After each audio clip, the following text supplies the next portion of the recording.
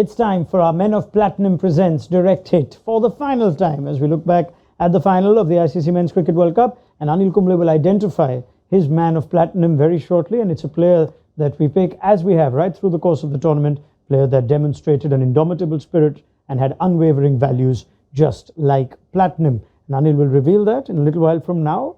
But first, a quick fire review of the game, Anil. Let's start with the toss. How big a factor was winning the toss for Australia? Yeah, it was massive because I guess Australia came into the game thinking that if they win the toss, they're going to field first. That's what they did. It was a brave call, and everything fell into place. Restricting India to 240, never let India go out of control, and then chasing that down, after losing 3 early wickets comfortably. In the end, was a perfect play by Australia today. What went wrong for India in the middle overs while they were batting first? I think loss of 3 wickets. Early on, and then having had plenty to do. I mean, those 3 wickets fell in the first 11, 12 overs, which meant that Rahul and Virat had to bat almost 30 overs or 25 overs together to ensure that India could get a respectable score. Unfortunately, the timing of Virat Kohli's dismissal didn't help India get to that 270, 280 that perhaps they were looking for. But overall, Australia outplayed India today. Whose dismissal was the turning point in the first innings, do you sense then? Rohit Sharma or Virat Kohli? I think both. Rohit Sharma at the start, because Rohit was going great guns. I mean, if it looked as though it was Rohit's day and he was looking to score big, the start was ideal. He went after Maxwell, hoping that it was, he can get away because it was still in the power play. That was the last over of the power play. But, that dismissal certainly put the brakes on India.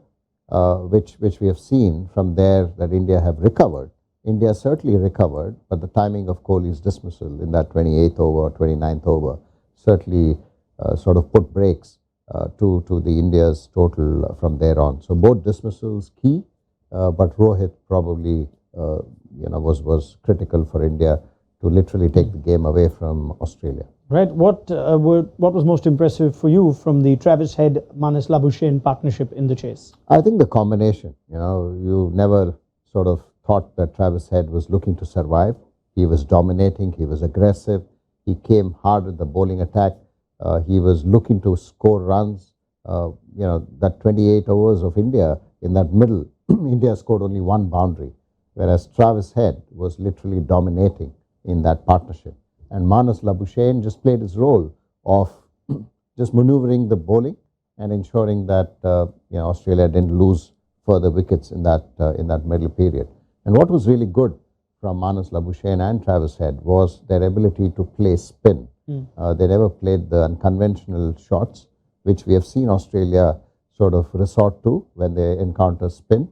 They never did that. They played proper cricketing shots, and that enabled that they didn't sort of take too many risks, and they didn't lose a wicket in that partnership. And finally, what makes Australia such a force in big finals? I think it's just the ability of being a part of a winning final and putting your hand up, the experience of being there, done that, and maybe that certainly helps. It's just about, in this kind of a World Cup, it's all about how you turn up on that particular day. Maybe Australia just lift their game on a game where they know that if you lose, you're out. So that kind of a thing. When it's a league phase, they just sort of come in and get their momentum going.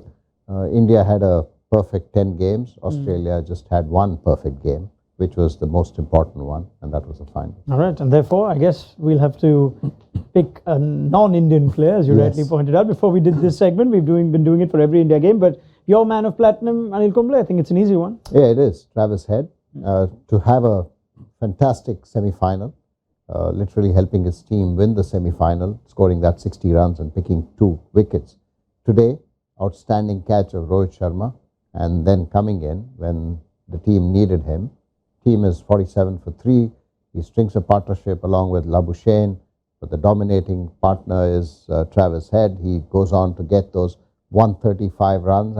Ideally, he would have loved to get those winning runs, which he tried, but he found the fielder in the end. But I mean, Travis Head was outstanding. He was the difference between India and Australia today. Yeah, when we talk about a man of platinum, as we have right through the course of this World Cup, we look at values and such as courage, self-belief, which you associate with platinum.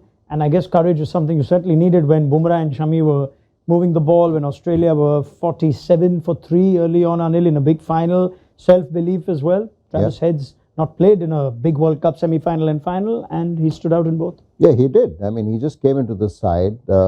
He was coming back from an injury, and then the first game that he played, he got a big 100, took the game away from the opposition, and that was the plan.